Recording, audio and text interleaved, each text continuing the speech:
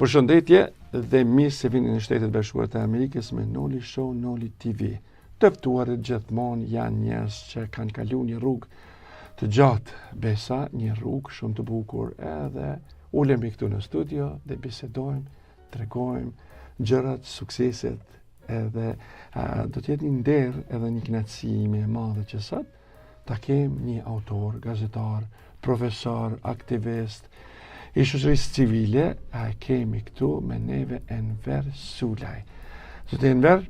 mirë dita dhe si e kemi atë prizrenin e bukur? Mirë, faleminderit. Mirë dita juve, ju përshëndes juve dhe shikuesve tuaj kudo që na ndjekin sot bashkë në këtë emision. Edhe një përshëndes nga Prizreni. Atë ka ndodhur në herë me në studio televizive tjesh edhe ta kthejnë njerëzit mbrapa, edhe të tregosh pak për fëmijërinë tonë si ka qenë, si ka filluar, dhe kështu që do të tregosh pak fëmijërinë e juaj nëse ka mundësi. Po, faleminderit zoti Saliu. Është një ndjenjë e veçantë dhe një prijetim i veçantë ky bashkëbisedimi sot me ju. Unë ndonë se kam provuar gazetarinë edhe televizive me njerë pas luftës, por jam mësuar të jem nga ajo ana tjetër e kamerës, por edhe kjo përballë jush është një prijetim i veçantë.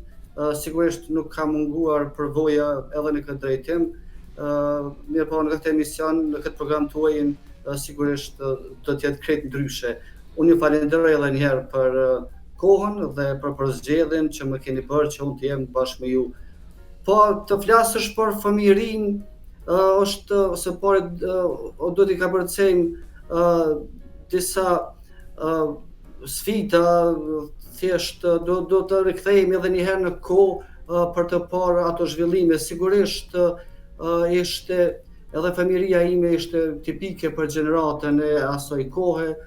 sigurisht nën pushtimin kam përjetuar momentet të cilat e kanë ndikuar edhe në rrjedhët e pastajme të shtetit të Kosovës, si që ishin demonstratat e 81-shit, pastaj si nxënës i shkollës së mesme kam përjetuar edhe protestat e 89-s, që ishte një lëvizje përgjithshme popullore në Kosovë për të mbrojtur dignitetin tonë nacional dhe për të mbrojtur veten. Pastaj ka ardhur 90-ta, destitucionalizimi i Kosovës, marrja e institucioneve, një organizim i veçantë që kishte të bënte me rezistencën paqësore dhe për të kulmuar në fund me luftën dhe me rezistencën armatosë të drejtuar nga ushtria shërbimtare e Kosovës. Pra ishte një fëmijëri plot sfida tipike si për gjithë bashkëmoshatarët e mi dhe e vështirë, sigurisht edhe me ato anët tjera pozitive si për të gjithë të tjerët në Kosovë. A i thu vetës ka ndonjëherë, a i thu vetës që o Zot ku kemi qenë e ku jemi sot dhe çfarë mundësie na u ka dhënë në kohën e sotit? Po sigurisht një njeri që ka kaluar në etapa të ndryshme, domethënë prej edhe që ka parë edhe zhvillimin teknologjik edhe zhvillimin e lirisë, një njeri që ka përjetuar sistemin komunist, ka përjetuar, le të themi, diktaturën, ka përjetuar luftën, një lloj përpjekje për të mbijetuar, sigurisht nga perspektiva e sotme, zhvillimet janë gjithsesi janë të rëndësishme. Në fund të fundit, ne sot në Kosovë kemi shtetin, kemi institucionet, jemi zot të vetvetes, sigurisht jeta ka ecur dhe ajo kryesore që ne kemi fituar është liria, të cilën duhet ta pasurojmë edhe me përvoja të tjera, të reja, me punë, me angazhime, sepse nuk mjafton vetëm të jesh i lirë, por duhet të punosh që zhvillimet të ecin më përpara. Prap, do të them si i ri kur ke qenë, ku ka qenë ai fokusi yt edhe cila ka qenë ajo hapi parë juaj që ke thonë, se me të vërtet ke përcaktuar shumë profesionet është, edhe cila ka qenë më e para që keni filluar? Në Kosovën e robëruar mundësit ishin të vogla për një popull me ëndra të mëdha dhe për një gjenerat të rinjësh që të arrinte edhe shkollimin, edhe arritjen profesionale. Sigurisht ëndra ime ka qenë të përfundoja studimet, të krijoja një karrierë timen në një fushë të caktuar. Ndonjëherë ëndrat dhe synimet jo çdo herë puçen, jo çdo herë ka një pikë takimi, por me rrjedhën e kohës te unë ka dominuar, e kam vretur në vete thjesht një pasion për shkrimin i cili pastaj më ka lidhur dal nga dal edhe me median dhe kështu kam përfunduar si student i letërsisë në Prishtinë, ku e kam përfunduar në vitin 1994. Pra ishte e vështirë të ndërtoje të gjitha ëndrat, por përpjekjet nuk kanë munguar dhe sigurisht edhe unë kam bërë përpjekje që të arrij diçka në jetë dhe sot jam këtu ku jam. Wow, me të vërtet është kënaqësi me ndëgju po si erdhi puna që të punësh edhe si gazetar, po ke shkruar për ndonjë portal apo si ka qenë ajo? Thonë të drejtën, çdo herë më ka intriguar, më ka tërhequr puna e medias, puna e gazetarëve. E kam ndjekur me vëmendje botën e medias, si fëmijë kam ndjekur thjesht media të ndryshme, radio të ndryshme dhe më është dukur magjike ajo pjesa tjetër për te ekranit, ajo punë që bëhet dhe thjesht kjo ka qenë ajo që më ka nxitur, që më ka provokuar. Pastaj studimet e letërsisë në mënyrë rrëshqitase kështu kam përfunduar si gazetar. Para lufte kam bërë disa artikuj, ndonjë intervistë aty këtu, qoftë si aktivist organizata verinore në atë kohë që përpiqeshim të mbanim gjallë fjalën shqipe, por pastaj pas luftës kam punuar intensivisht. Kam punuar si përgjegjës programit, drejtor programit dhe kryeredaktor në një medium rajonal këtu në Prizren, por kam punuar edhe për media qendrore, kam qenë korrespondent në agjencisë së parë atëherë në Kosovë, Kosova Live, kam qenë korrespondent i gazetës Rilindja, Iliria Post edhe media të ndryshme. Pra kam sprovuar edhe veten në fushën e gazetarisë dhe mund të them që ka qenë një përvojë shumë interesante, shumë dramatike, sidomos në vitet e pas luftës, kur nga pozicioni i gazetarit e sheh një popull që po ringritet në hirin e flakëve të luftës, e sheh një popull i cili po e ringjallet shpresa për jetën, për të ardhmen. Thjesht një popull që kishte fituar lirinë dhe po i kthehej jetës me dinjitet. Por sfidat sigurisht kishte sfida edhe në këtë punë. E para ishin sfidat profesionale, sepse ne nuk kishim mediat në Kosovë për një kohë të gjatë kanë qenë të mbyllura, ju e dini, ka qenë mbyllur radio televizioni i Prishtinës, vetëm një gazetë detore që ka qenë Rilindja dhe ajo me shumë sfida botohej. Kështu që kishte sfida. Duke filluar nga ato profesionale dhe teknike, pastaj ajo nga situata e sotme mund të duket edhe absurde, por ne kishim edhe probleme edhe me energjinë elektrike, merrem me mend në mes të një emisioni që transmetoi live të ndërpritej rrymë energjia elektrike dhe ju mund ta merrni me mend se në çfarë situata mund të gjendet një gazetar. Por idealet e larta profesionale, dëshira për të bërë diçka të mirë për vendin tënd, për profesionin na ka shtyrë dhe mua personalisht dhe kolegët e mi që të qëndrojmë, që të punojmë dhe që të mos ndalemi. Ndonë se sot nuk merrem aktivisht me gazetariun, megjithatë vazhdoj kohë pas kohë si freelancer të bëj ndonjë dokumentar, ndonjë reportazh apo ndonjë shënim, sepse thuhet që nëse një herë ke provuar punën e gazetarit, është vështirë që ti largohesh kësaj pune. Angazhimet atëherë para luftës sa kanë qenë vështira, edhe shpesh herë sa është mirë kjo diskutohet edhe të flitet se ata gjeneratat e reja që kanë lindur mas 99-s, kur flasin për këto gjana, atëherë tyre i duket sikur një film. Por me të vërtetë është një gjë që është mirë që të dihet se sa e vështirë ka qenë sakrifica, zhdeshte edhe më urujtën prej pushtetit sërb që mos po hynë edhe në për lokale, në për objekte, ata vetëm kanë hy, sa ka qenë aja rrugë e vështirë për juve, me qenë se jeni ma shumë, ma herët me këto gjana jo. Më pëlqeu konstatimi juaj që duket histori, edhe është mirë që duket histori dhe që gjeneratat e reja sot jetojnë të lirë, jetojnë një realitet krejt tjetër, janë komod në punën e tyre, por ne duhet të rikthehemi si kaluarës për të mësuar nga ajo, se thuhet që popujt që nuk e mësojnë historinë, ajo përsëritet dhe historia jonë ka qenë e vështirë. Unë mund ta filloj që nga koha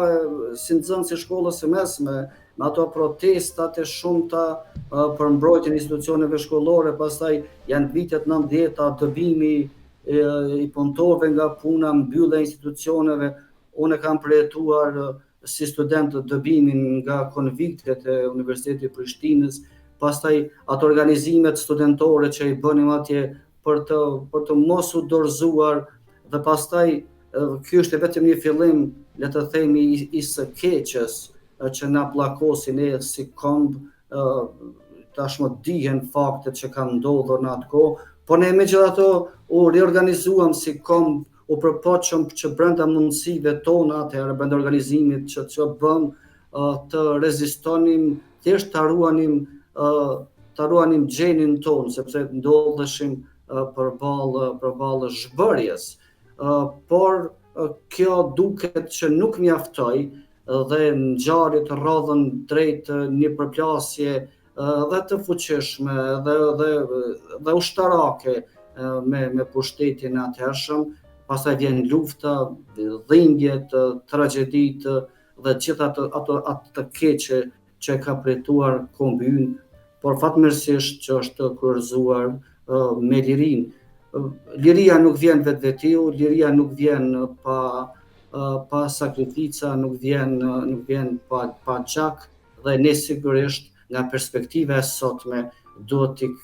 të rikthehemi asaj, ta shohim dhe thjesht ajo që ne duhet të bëjmë është që ta kultivojmë ndjenjën e atë dashurisë, ta kultivojmë ndjenjën e respektit për njëri tjetrin dhe të përpiqemi që secili ku jemi, aty ku ndodhemi, të bëjmë më të mirën për veten, për atdhën, për kombin, për të ardhmen e gjeneratave të vinë, sepse edhe të tjerët kanë sakrifikuar për ne, sepse ne nuk kemi atdhë tjetër, nuk kemi tokë tjetër rezervë. Kjo është toka jonë, ky është vendi ynë për të cilin ne duhet të punojmë dhe duhet të angazhohemi gjithmonë.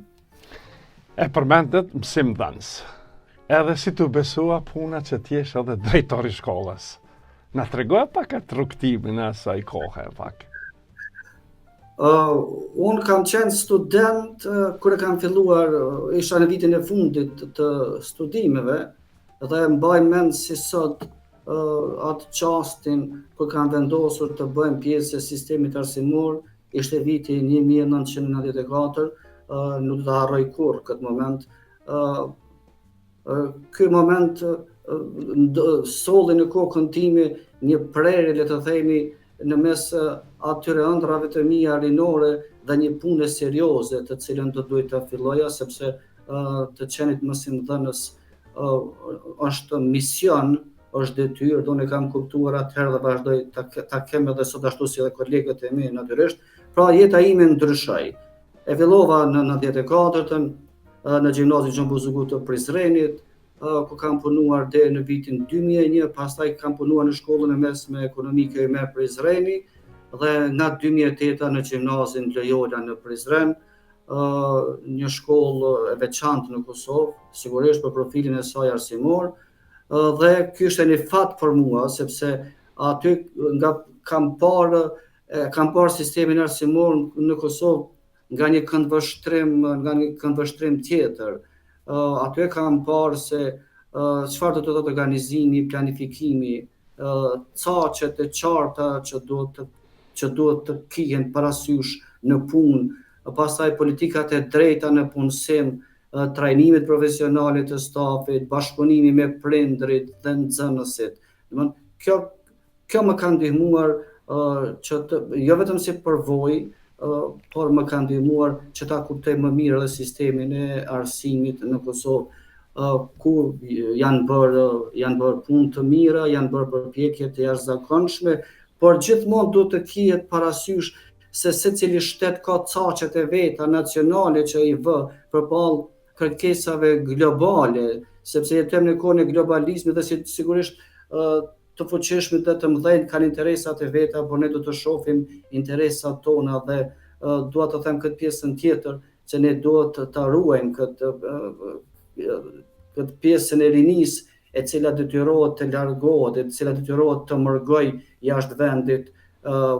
sigurisht për kushte më të mira dhe për jetë të mirë. Kjo është normale, lëvizjet ndodhin kudo në botë, por për një popull të vogël, çfarë jemi ne, çdo largim ka pasojat e veta. Kjo do të ishte përgjithsisht mbi punën time, edhe si mësimdhënës, por edhe si drejtues shkolle, ku kam qëndruar për afërsisht 3 vjet dhe ku unë kam kujtimet më të mira dhe përvojën më të mirë me kolegët dhe me të gjithë të tjera që më kanë besuar këtë punë. Do dalme të një gjë më të bukur që ke bërë dhe ke botu dhe ke shkru poezi që je mbështetën në natyrën, në ujë, në zjarrin, në qytetin tanë. Kështu që do të fillojmë të poezitë juve, cila ka qenë poezitë e para që keni shkruar librin e parë, edhe na trego pak më gjërësisht, çka ke dedikuar aty? Po, realisht, unë deri më tani kam botuar 3 libra me poezi. Me thënë të drejtën, unë personalisht, por besoj edhe krijuesit e tjerë e kanë të vështirë të flasin për poezitë e tyre, të bëjnë hajde të themi një lloj dekodimi të poezisë, sepse këto është mirë ta bëjnë lexuesit, por dhe ata që merren me letërsinë, por me që ju ma bët pyetjen të drejtë për drejtë, këtë ma kanë bërë edhe të tjerë, dhe mund t'ju them se zjarmia Stinës, Stina në këtë libër është në fakt janë vitet 90-ta, janë vitet e luftës, vitet e zjarrit. Ky zjarr Stine është një zjarr lufte, është një zjarr për të mbijetuar, një zjarrmi e brendshme që njeriu e djeg dhe nuk e lë të qetë, thjesht një përpjekje për të mbijetuar. Pra, është një stinë e zjarrt, është një stinë e përflakur. Kam poezi aty në këtë libër, me thënë të drejtën, që edhe vetë kur e lexoj ndonjëherë e ndroj perspektiven e leximit, edhe vetë emocionohem sigurisht, por e ndjej për së dyti atë kohë të vështirë dhe ato vite të rënda. Nuk është e lehtë për shembull të shohësh fshatra që digjen, të shohësh njerëz që braktisin shtëpitë e tyre, nuk është lehtë të shohësh një gjenocid që ndodh para syve të një populli të pafajshëm, para një populli të, le të themi, edhe të papërgatitur, sepse ne ishim përballë një makinerie të fuqishme ushtarake, sepse Kosova ishte e varfër edhe ne sapo kishim dalë. Ne asnjëherë nuk kemi qenë të pabarabartë me armikun që synonte të na zhbonte nga këto. Pra, zjarmia Stinës është një zjarmi e brendshme, poetike, mbi një kohë të vështirë që ka frymëzuar poezinë time. Atëherë, na duhen këto libra, ku mund t'i gjejmë, ose a keni ndonjë faqe që t'i shpërndani ose t'i shitni nëpërmes Amazonit, apo si qëndron kjo puna, t'ju kontaktojnë juve? Po, libri parë me Ny në ujë, që ka qenë përpjekja ime parë poetike, është botuar herët, mund të gjendet, nuk besoj që ka në shitje, nuk e kam vërejtur kohë të gjatë, por për lexuesit mund të gjendet sigurisht nëpër biblioteka, ndërsa 2 librat e tjerë, Ny në ujë dhe Diell mbi floknaj, sigurisht që janë nëpër libraritë e Kosovës. Nuk kam bërë një përpjekje pak më të këmbgulët që këto të jenë në dispozicion të një publiku me të gjerë, por poezitë e mia mund të gjenden nëpër portale të ndryshme, nëpër rrjete sociale, por edhe në faqe të cilat i publikojnë poezitë e mia. Unë në këtë rast i falenderoj portalet për mbështetje të cilat sigurisht gjejnë hapësirë dhe për poezitë e mia. Atëherë, si e shifni Kosovën sot? Me qenë se e kalunja po dihet e tani si e shifni në ditë e sodit? Kosova sot, në realitetin global ku ndodhemi, ku po ripërcaktohen kufit e sferave të interesit dhe kur fuqitë e mëdha po përpiqen të vizatojnë edhe njëherë hartat, Kosova duhet ta shoh veten dhe të reagoj në mënyrë urgjente, sepse dikur mund të bëhet vonë. Nëse aludoni në zhvillimet politike që po ndodhin këtu te ne, thënë të drejtën të gjithë jemi të shqetësuar, sepse askush nuk e ka pritur që pas kaq vite lirie dhe pas luftës ne të vijmë në një situatë të tillë kur lufta për pushtet të dominojë të gjitha përpjekjet, por besoj se në fund të fundit forcat edhe intelektuale edhe politike dhe njerëzit e ndërgjegjshëm dhe detarët që nuk i kanë munguar asnjëherë këtij vendi do të ndalen dhe para interesave personale të ngushta politike partijake do ta vënë interesin e vendit, interesin e atëut. Le të shpresojmë për më mirë. Kosova ka ecur shumë, ka bërë shumë, sigurisht pa ndihmën edhe të miqve dhe të aleatëve tanë, kjo nuk do të ishte mundur, duke filluar nga ndihma që ne i shohim, por edhe ndihma e cila nuk mund të shihet sepse rrugtimi ynë është bërë me ndihmën edhe të aleatëve, edhe të partnerëve tanë, të cilët nuk duhet t'i shgënjejmë, sepse Kosova është shtet i vogël, ne shqiptarët jemi popull i vogël në Ballkan dhe nuk mund të mbjetojmë pa miq, edhe një nga këta miq që i kemi pasur çdo gjatë historisë janë Shtetet e Bashkuara të Amerikës, ku ne çdo herë i mbajmë syt andej përtej oqeanit, sepse në çdo zhvillim që kishte të bënte me ne shqiptarët, aty kanë qenë çdo herë amerikanët. Kur i kemi parë ne, apo kur nuk i kemi parë, duke filluar nga mbështetja e presidentit Wilson, për të vazhduar pastaj edhe me gjithë presidentët amerikanë, Bushi i riu dhe Bushi i plak, pastaj presidenti Clinton, Biden dhe tani së fundmi edhe presidenti, të cilët sigurisht Kosovën e kanë pikë shikimi, sepse shqiptarët janë aleat besnik edhe shqiptarët dinë të jenë çdo herë në anën e drejtë të historisë. Do me thënë, po na tregon edhe pak për mërgatën tonë, me të vërtetë është kënaqësi e jonja që kur ndëgjojmë edhe njerëzit tonë të vendit tonë që na vlerësojnë, edhe me të vërtetë është një edhe për neve këtu në Shtetet e Bashkuara të Amerikës edhe kudo qoftë që janë në botë, gjithmonë mendimin dhe syrin edhe atë shpirtin e kemi në vendet tona, pa marrë parasysh Kosovë, Maqedoni apo Malzia, apo Përsheve, Bojanovcet, këto vendet tona, po si e vlerësoni ju mërgatën dhe me të vërtetë thatë pak, po duhet edhe pak diçka më shumë na tregu. Mërgata jon është edhe dhembja jon, është edhe krenaria jon, është edhe ajo pjesa, ajo gjysma e pjesës së trupit ton që është jashtë nesh. Statistikat flasin për një numër të madh shqiptarësh tanë të cilët kanë braktisur atë në epoka të ndryshme, në faza të ndryshme dhe për motive të ndryshme. Por unë mund të them se mërgata mbetet çdo herë e vlerësuar. Ne pa mërgatën Kosova dhe Shqipëria sigurisht nuk do të mund të ishim aty ku jemi sot. Më lejoni që në këtë rast të referohem, të ndalem pak më shumë te mërgata në Amerikë dhe të rikujtoj vargjet e Fanolit, mbau nën mos ke frikë se ke djemt në Amerikë, vargjet e cilat në kohën kur ai shkroi nuk ishin retorik,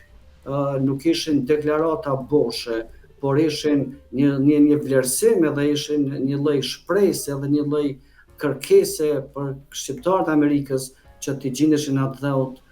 siç janë gjetur gjithmonë. Unë mendoj se Jo fatkeqësia, por fati i ka bekuar shqiptarët e Amerikës që të jetojnë dy jetë, me oqeanin në mes, ta jetojnë një jetë për veten e një jetë për atë. Dhe për këtë ju duhet të jeni krenar, ne që jetojmë këtu në trojë tona etnike, ne kemi sytë atje. Dhe kur po e përmend oqeanin, mua tani po më vjen ndërmend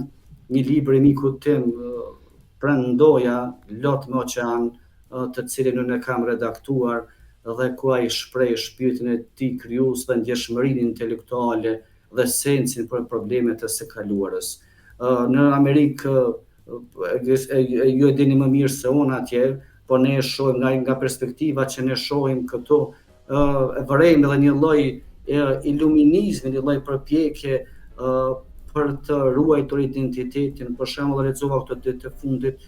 se sot në Long Island përrohen shkollat, kremtohet 2 vjetori thellimit të shkollës shqipe atje. Domthon akoma vazhdon kjo frymë hajde të themi një lloj fryme e rilindës e popullit shqiptar. Ndoshta edhe numri i madh i shqiptarëve që kanë ardhur atje ka bërë të domosdoshme një organizim të tillë. Por këtë ne e shohim me admirim dhe e shohim me shpresë se ky gjaku ynë që jeton atje do ta ruajë identitetin e vet për të qenë krah i Shqipërisë, i Kosovës, i shqiptarëve në Maldëzi, në Maqedoni, në Lugin të Preshevës dhe kudo që janë shqiptarë. Shqiptarët e Amerikës janë krenaria jonë, janë shpresa jonë. Atje ka filluar gjithçka. Le ta përmendim lobin shqiptar amerikan i cili në vitet 90-ta ka bërë një punë të jashtëzakonshme që ka vazhduar edhe sot me Federatën Vatra dhe me drejtuesit e saj zotin Berisha, pastaj me gazetën Ndjelli zotin Sokol Paja, me të cilën gazetë unë bashkëpunoj dhe është një portë e hapur dhe për mua. Pra, lidhet me Amerikën, me mërgatën shqiptare, tani më janë intensifikuar, tani po marrin një dimension tjetër, sidomos liria ka bërë të vetën dhe mërgimi nuk mund të quhet fatkeqësi, por një domosdoshmëri të cilën duhet ta kenë parasysh institucionet. Një largim i vazhdueshëm i njerëzve nga vendi i tyre është një hemorragji e heshtun, të cilës duhet i vihet dora dhe të ndërpritet, sepse sot po ikin të rinjt, ndërsa këta të rinjt nesër do të ishin një forcë për ndërtimin e vendit, por sido që të jetë shqiptarët, kudo që janë, vazhdojnë të ruajnë identitetin e tyre, vazhdojnë të jenë adeptar të shkëlqyeshëm, vazhdojnë të jetojnë me ëndrrën për Kosovën. Siç e përmendëm Vatrën, me qenë se unë jam falënderues i Vatrës që e posedoj një post atje për kulturë dhe për art, kështu që me të vërtetë është një fenomen i madh që bëhet nëpërmes Vatrës, dhe kështu që unë të jam falënderues dhe kisha pas dëshirë të dija për planet dhe programet e juaja në vijim. A do të shkruani ende apo çfarë plane keni? Unë aktualisht vazhdoj të bëj punën e mësimdhënësit në shkollën ku punoj, vazhdoj të shkruaj poezi, vazhdoj të botoj. Aktualisht në dorëshkrim kam 2 libra me poezi dhe një studim për folklorin, sidomos me eposin e kreshnikëve, me të cilin jam marrë një kohë të gjatë,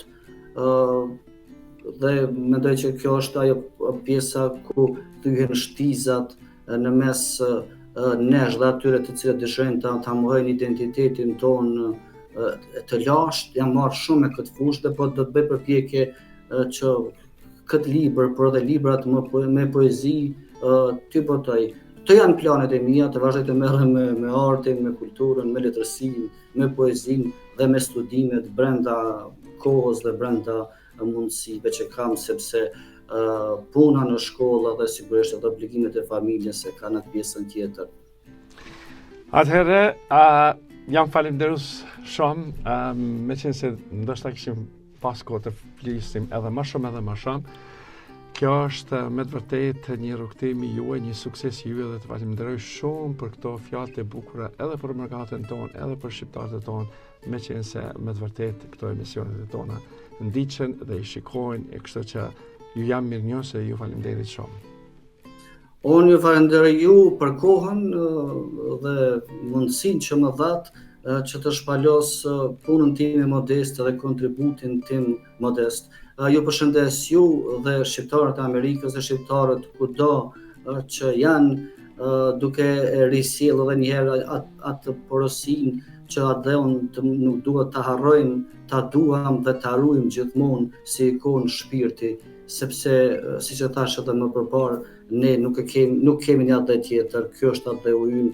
Kudo që të shkojmë, ne shkojmë me identitetin tonë, me pasaportën tonë identitare dhe shqiptarët, ashtu siç e kanë dëshmuar deri më tani, kudo që kanë qenë, kanë vijuar që t'i ruajnë lidhet me vendlinjen, lidhet me njëri tjetrin për të ruajtur identitetin dhe qëndësinë e tyre. Edhe një herë faleminderit shumë dhe shpresoj që të kem plotësuar pritjet tuaja për këtë emision. Faleminderit shumë, mirë mbetje dhe mirë ndëgjofshim, pra të nderuar shikues, ishte kënaqësi jonja që me të vërtet patëm Enver autorin, gazetarin, profesorin, aktivistin e shoqërisë civile, kështu që mirë mbetje deri në emisionet e radhës në kanalin 39 në TV, kurse në Nimi TV në kanalin 249, ku mund të shikojnë emisionet tona që i zhvillojmë, të dieleve, besat të shtuneve edhe të haneve, besoj që do tjetë një kënaqësi sa do qoftë, japmi një informatik të bukur për